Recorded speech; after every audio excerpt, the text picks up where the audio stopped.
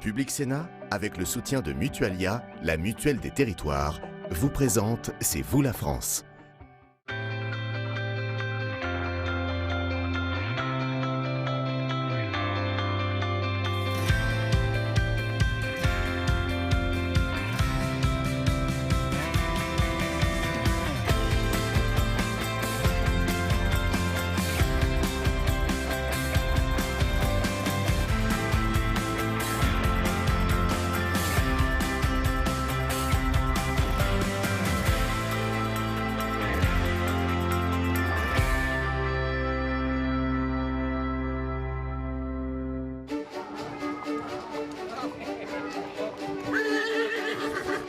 Des chevaux, des cochons, des ânes, des poules à perte de vue entre les 15 km d'allées de cette foire.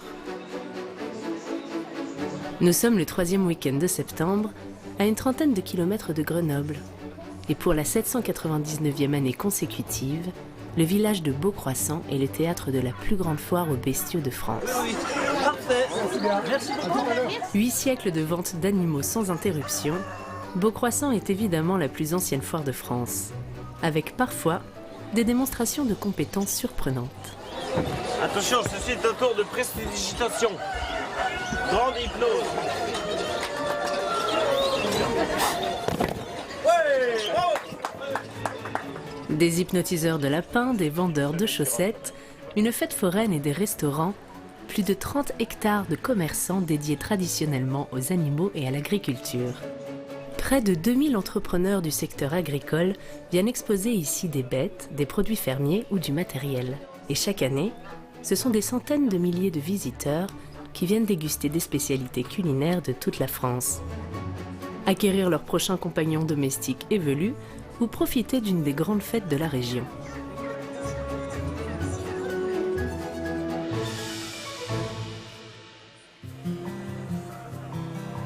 Le vendredi matin, dans un coin de la foire, a lieu la vente des bovins. Des vaches charolaises, des taureaux et quelques vaches d'Érins, une race qui avait failli disparaître du cheptel français, mais que cet éleveur Max Josserand a contribué à sauver. On est, si vous voulez, au milieu entre les producteurs. Max est d'ailleurs une figure de la foire. Depuis quelques années, les bovins ont perdu leur place de star de Beaucroissant. Max est le dernier à vendre ses bêtes à l'ancienne, en les exposant directement dans les allées. Ce matin, Gérard est justement venu acheter un reproducteur pour son élevage. Et Max lui a mis de côté un animal de choix. Tu sais que j'aurais déjà vendu le taureau 3 fois si je t'avais pas attendu. Bah, t'es gentil alors. Oui, c'est normal. Voilà. Pour le moment, on va regarder le taureau s'il lui plaît. Ça, c'est déjà la première des choses. C'est la première chose. Voilà. Après, on discute du sérieux. Voilà, après, on verra l'argent. Là, hop, là. Oh, là. C'est bon, là. Bon, alors 2 choses quand même. Bon, il a 2 ans et demi, Ouais. tu as vu. Ouais, bah, on finira ensemble alors. Voilà, je t'ai dit qu'il y en avait encore pour 10 ans. Ouais. En plus, il a la corde fine, tu as vu. Ouais. Et puis, il est sympa, quoi, voilà. Le prix du taureau n'est pas vraiment ouvert à la négociation. Hop, laisse-le aller. Hop. En fait, les deux éleveurs savent plus ou moins à l'avance la valeur de l'animal. Il y a une base, on a un prix de viande à peu près de carcasse, et puis après pour la reproduction, on sait que ça vaut un peu plus, voilà, donc le prix il se définit à peu près comme ça. Je te le vendrai 2050 €, voilà. Je pense que c'est pas du mauvais travail. Non, c'est bien. Voilà. Chez toi, dans ton cheptel, ça devrait faire impeccable. Gérard n'a pas discuté le prix de son taureau. Il faut dire qu'en dehors d'événements festifs et traditionnels, comme cette foire, l'élevage français est en crise. Depuis plusieurs années, le métier d'éleveur connaît une profonde mutation.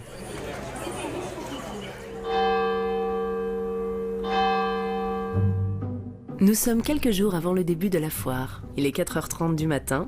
L'exploitation de Max Josserand se trouve dans le village de Saint-Cassien, à quelques kilomètres seulement de Beaucroissant.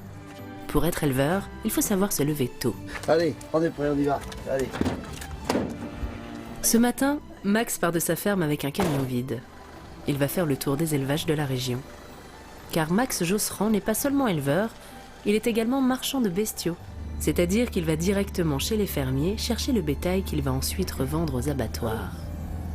Alors tout de suite, on va aller au village du Pin, chez un éleveur, un jeune éleveur qui vient de s'installer, là, ça va faire à peu près 1 an. Et on va aller chercher 2 taurillons chez lui. Depuis que Max s'est installé il y a 50 ans, le métier a bien changé. Les fermes qui tournent bien, c'est les fermes qui ont vraiment un bon gestionnaire et un bon administratif. Voilà, c'est contraire à la valeur de l'éleveur lui-même, quoi, voilà. Les agriculteurs doivent en effet devenir des experts en administration. Pour soutenir l'élevage, l'État et l'Union européenne ont mis en place un maquis d'aide financière. Prime spéciale aux bovins mâles, aide aux bovins allaitants, dotation aux jeunes agriculteurs, remboursement des taxes sur le carburant. Une complexité souvent incompatible avec le travail quotidien des agriculteurs. Ça va autrement? Bien, bien. Bon, toujours optimiste. Si à ton âge tu y es pas, alors qu'est-ce qu'on va faire, hein? Si on peut pas compter sur toi, on est foutu, hein? Bon. Vas-y, tout droit. Braque un peu là-bas. Quentin a seulement 23 ans et il est tout seul pour s'occuper de son troupeau. Avec l'aide de Max, il va devoir identifier dans cet enclos les 2 taurillons qu'il veut vendre. Le 3264 et le 3260. Ouais, mais là je ne vois pas les numéros là. Il y a le gros déjà devant, je le vois. Bon. Il y en a un qui est là. Oui, et l'autre, je crois bien que c'est celui-là. Là, c'est les 2 là. C'est bon. Et... C'est ça, dit. Voilà. Comment? Il est là. Bouge pas. Allez.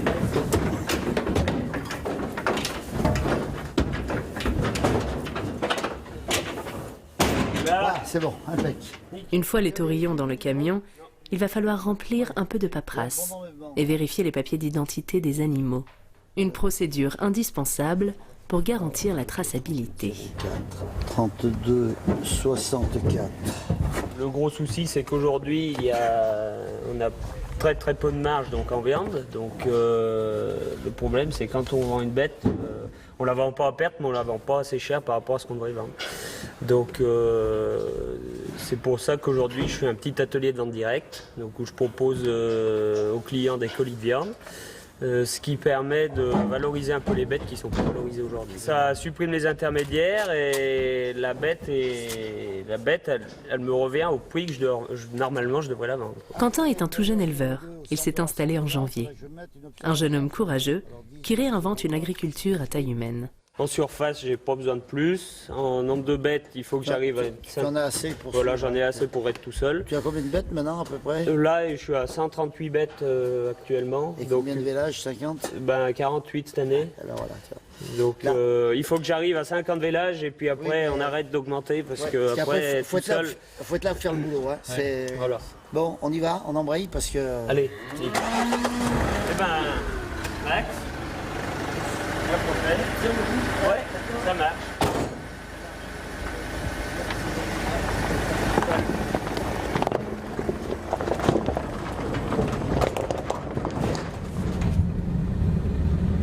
Ces dernières années, les fermes se raréfient. Un phénomène qui change peu à peu la physionomie des territoires. Les exploitations sont de plus en plus éloignées les unes des autres. Ça veut dire que le tissu rural est plus aussi garni qu'il était par le passé. Salut! Max a bientôt fini sa tournée. Il doit faire un dernier arrêt à Saint-Michel-de-Saint-Joire, l'occasion de saluer tous les artisans de la filière. Bonjour! Vous pouvez sortir un peu, nous dire bonjour? Ça va le fromage? Ah ben c'est bien, allez! Il est là-haut, Zaz? Ok. Dernière ferme de la tournée. Max vient chercher une vache et un veau chez Xavier Mabili, surnommé Zaz. Xavier l'a bien compris, le métier d'éleveur est très contraignant et peu rémunérateur. Alors, il diversifie ses activités. Il cultive des noix, un produit bien plus rentable et moins difficile à travailler. Ouais, il y a une paire d'années, c'est la noix qui nous fait tenir. Parce que c'est que du lait et le fromage, ça serait très très dur. Je sais pas, si tu y es pas à 8h, tu y es à 10h, ton noyer il va pas être malade, il va pas... Ça va bien. Il faut dire que depuis quelques années, les cours mondiaux de la viande se sont effondrés. Et les éleveurs de la région sont évidemment directement impactés. Aujourd'hui, on a un bon veau à 200, 250 euros, hein, si tu veux. Moi, je me rappelle, il y a 30 ans, on achetait des veaux 2000 francs. Ça fait 300 euros. Il y a 20 ans, plus de 20 ans. C'est pas normal. Pour tenter de rester compétitif, Xavier a fait le choix d'un élevage très moderne. Son étable n'a rien à voir avec une ferme traditionnelle. Vous allez le voir, Xavier est un producteur de lait ultra moderne et les vaches ne vont pas s'en plaindre. Tu vois, les bêtes sont couchées sur des tapis, tu vois. Elles étendent même une jambe, là, poussent des timbres. Voilà, donc les bêtes pas stressées, tu vois. Pas une bête énervée, rien. Le plus étonnant, c'est cette grosse machine avec un écran bleu. Il s'agit d'un robot de traite, une sorte de fermier du 21e siècle. Il n'y a plus d'intervention humaine, le robot se charge tout seul de trouver le pis de cette laitière, et l'hygiène est parfaite. Puis la mamelle va être, elle va être nettoyée et tout, aussi automatiquement. Xavier n'a rien à faire. Les bêtes viennent d'elles-mêmes dans la machine quand leurs pis deviennent trop lourds. La prochaine vache qui va venir là, hop, voilà. Regarde, impeccable, la porte se ferme automatiquement. Cette machine représente un investissement très conséquent pour Xavier. Entre les bâtiments adaptés et le robot, l'éleveur s'est endetté de plus de 700 000 euros. Mais la machine permet de piloter très finement la production de la ferme. Et Xavier supervise les vaches directement derrière son écran. Le métier de fermier a bien changé. Maintenant, oui, à l'heure d'aujourd'hui, c'est un métier de bureau. Hein. Ah ben regarde, il est dans un fauteuil de PDG. Donc, il y a les téléphones dans tous les sens, les ordi qui tournent, et voilà. Et quand tu as un incident, ça t'appelle au téléphone. Voilà, par contre, quand c'est en panne, ouais. Ouais.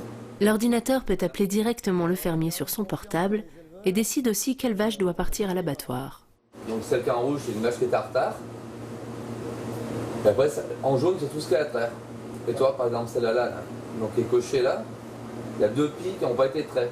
Et après, elle était incomplète de 3 pies qui n'ont pas été traits correctement. Celle-là, c'est la... dans les prochaines qui montent dans le camion à Max. Elle n'aime pas se faire taire au robot. Xavier est presque devenu ingénieur. Mais tous les éleveurs ne sont pas en mesure d'investir dans ce genre de ferme ultra moderne.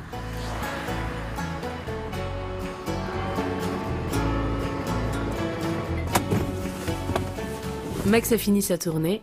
Il lui reste maintenant à décharger les bêtes dans son étable. Et là, les savoirs traditionnels restent indispensables. On va se faire une échelle improvisée. Et surtout, on va y donner un petit coup de voix, parce que la voix fait plus que le bâton. Allez, oh!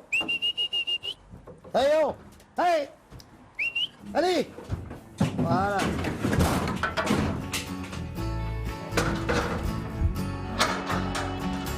Le reste de la journée de Max est réservé au travail administratif. Et pour ça, il se fait aider par Christelle, sa fille. Max est encore un fermier traditionnel. Lui, il n'a pas de robot, mais pour l'aider, il a une famille. Dans l'agriculture, depuis des siècles, il n'y a pas eu besoin des mouvements féministes pour comprendre l'importance du rôle des femmes. Moi, personnellement, hein, si j'avais pas eu Marie à mes côtés, j'aurais jamais pu faire ce que j'ai fait, quoi. Que ce soit Marie ou Christelle, si je suis pas là, elles sont capables d'acheter un veau ou d'acheter une vache, hein, et de la connaître aussi bien que moi et de l'estimer aussi bien que moi. Le métier d'éleveur connaît une crise mondiale qui rend le travail de fermier peu rentable. Pris entre l'industrie agroalimentaire et la grande distribution, les paysans n'ont plus le choix. Il faut se moderniser.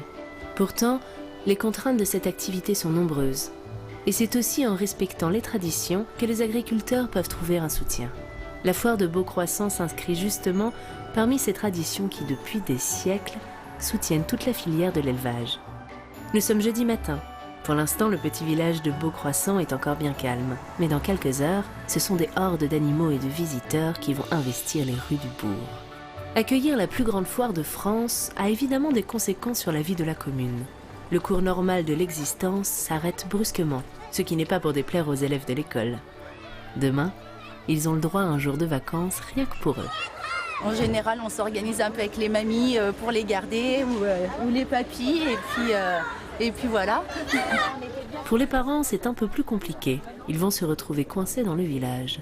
J'ai un métier où je suis obligée d'utiliser mon véhicule pour me déplacer toute la journée. Donc il est plus pratique pour moi de poser un jour de congé et puis de profiter de la foire du coup. Retour dans la ferme de Max Josserand. Il est 4 h du matin et c'est le grand jour.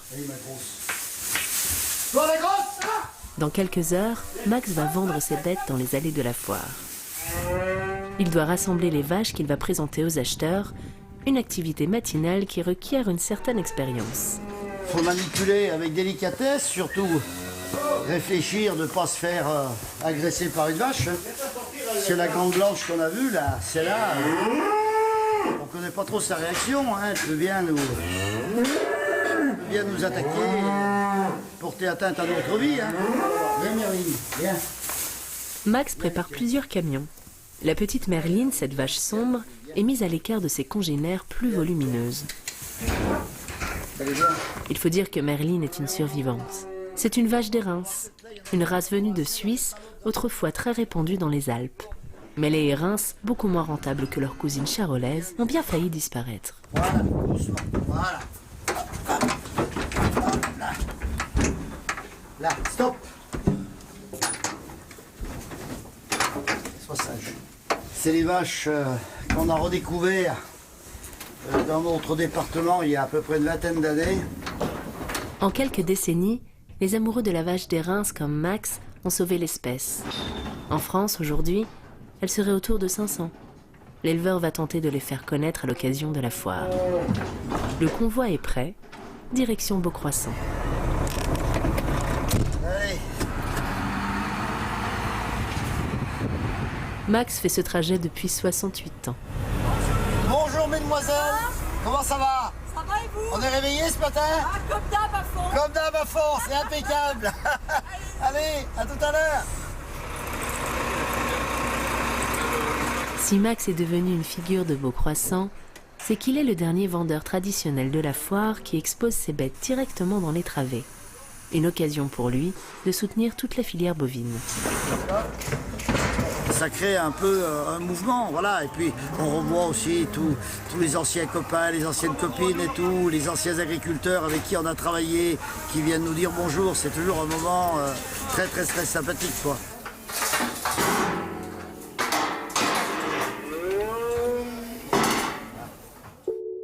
Le soleil se lève et à quelques mètres du stand de Max, dans la mairie, se trouve le petit studio de la station de radio de la foire.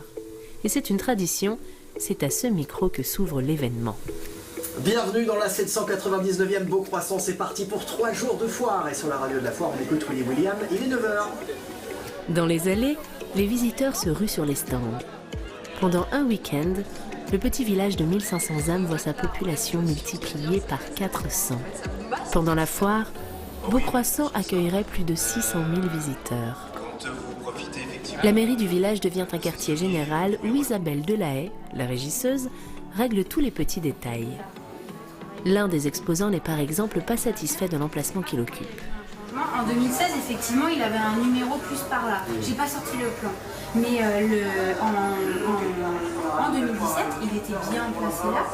Et en fait, il veut travailler là. Et moi, j'ai plus pu lui mettre là. Sur les épaules d'Isabelle repose la bonne marche de la plus grande foire de France. Et c'est sa première foire au poste de régisseuse. C'est moi vous savez qui suis en face. Dans l'angle qui avait proposé de mettre votre voiture. Là, j'ai mon camion qui gêne. On va aller voir sur le terrain, c'est juste là. Salut Colette. Pardon, je vais juste dire bonjour. Ça va? Oui, toi? Ça va. Il va avoir un camion juste, enfin une voiture là. Ça vous dérange pas? Bon bah super, alors je reviens, je vais demander. Ils sont venus regarder s'il y avait des désistements, si la personne n'est pas là à la deuxième annonce à la radio. Lui, il va pouvoir travailler là en face. C'est un baptême du feu. Heureusement qu'il y a toute l'équipe de la mairie qui sait bien ce qu'il y a à faire parce que c'est quand même impressionnant. Ouais. Mais ça se passe bien. Service foire, bonjour. Isabelle est à la tête d'une tour de contrôle qui va s'agiter pendant 3 jours. Écoutez, il est bientôt 3 heures. Ça s'est calmé quand même. Après, tout se passe bien. On ne s'est pas encore arrêté, hein. On n'est pas allé déjeuner, mais tout se passe bien. Allez, Merline. Allez. Dans les travées des allées, nous recroisons Merline, la petite vache des Reims. Mais elle a changé de propriétaire. Allez, c'est bien, c'est bien, c'est bien, c'est bien, c'est bien, c'est une bonne vache, c'est une bonne vache. C'est bien. Florian est venu d'Aix-en-Provence, il a découvert Merline par hasard et il en est tombé amoureux. C'est la première fois que je viens. J'étais venu dans l'optique d'acheter des chevaux et au final je repars avec une vache. Quand on n'a pas trouvé de chevaux, c'est pour faire de l'élevage. Allez Merline. Mets-toi un peu sur le côté. Allez Merline. Le pari de Max Josserand est gagné. La vache des Reims va se répandre de nouveau sur le territoire. Allez, c'est très bien. Le premier soir, toute la foire est en fête. Les éleveurs font place au manège de forains. Beaucroissant est un événement majeur de la rentrée touristique de la région.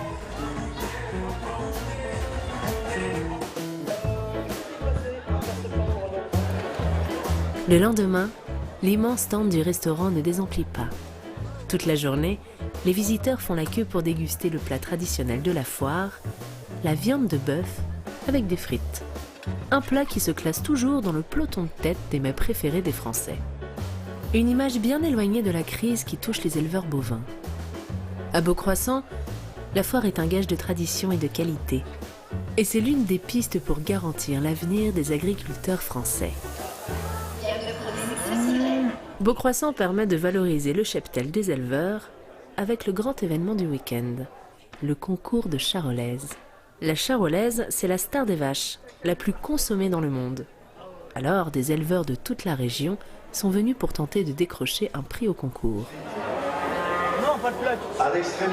Alexis Lovenot est un de ces éleveurs qui rêvent de décrocher un prix. À tout juste 17 ans, le jeune homme est en première dans un lycée agricole. Il travaille avec son père sur l'exploitation familiale.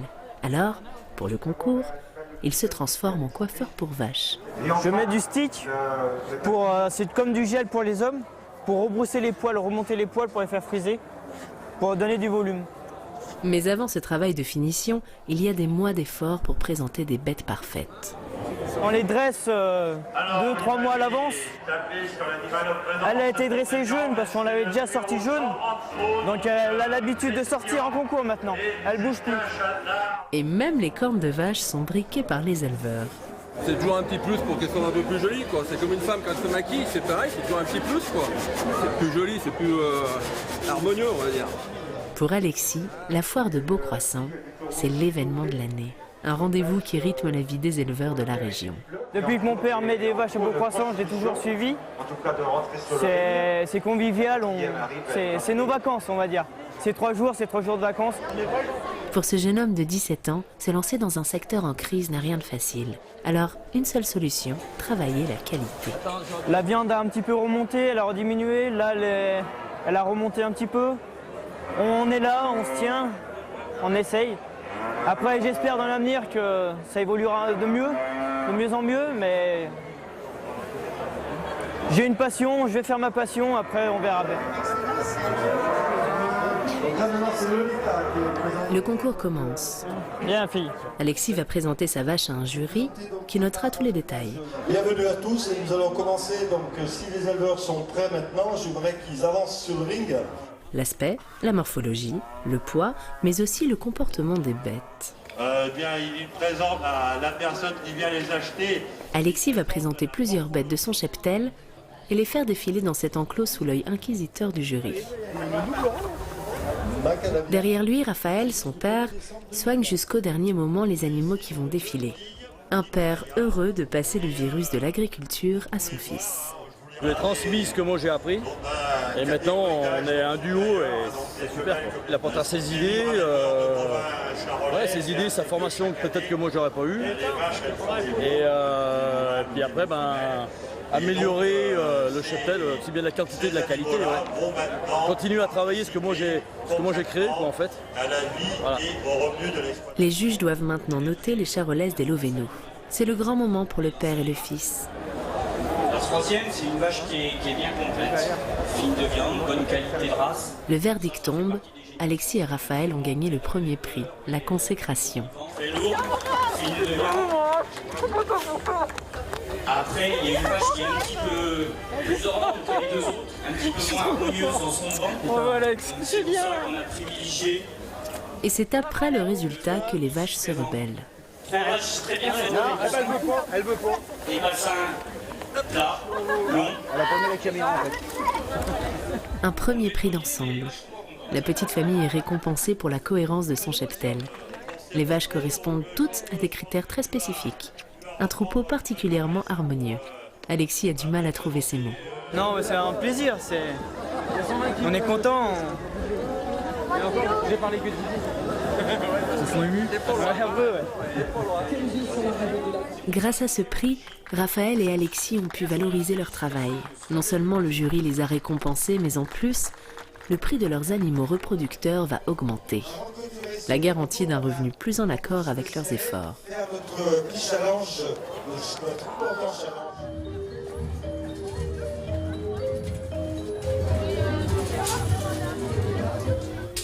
Nous sommes dimanche soir. Déjà, les premiers exposants rangent leur stand. Du côté de chez Max Josserand, c'est l'heure du bilan de la vente des vaches. Pas toutes vendues, mais presque. Voilà. Il doit m'en rester 4 sur 20. Bon, c'est zéro, quoi. Ça va bien. Voilà. Ouais, une belle édition. Mais c'est toujours Beaucroissant. On emporte vraiment de bons souvenirs. Puis là, on est une bonne équipe. Ça se passe bien. Voilà, dans la joie, la bonne humeur. Depuis 8 siècles, les agriculteurs de France viennent présenter et vendre leurs plus beaux animaux à Beaucroissant. Au regard de cette tradition, la crise que connaît l'élevage français pourrait sembler passagère.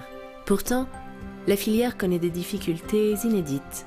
Concurrence internationale, changement des mentalités et des modes de consommation. L'agriculture fait face à des défis nouveaux. Mais grâce à son événement unique, Beaucroissant peut répondre à certaines de ces questions. C'est en favorisant la qualité que l'élevage français pourra survivre, en comptant sur la passion des hommes et des femmes qui ont consacré leur vie à ce métier.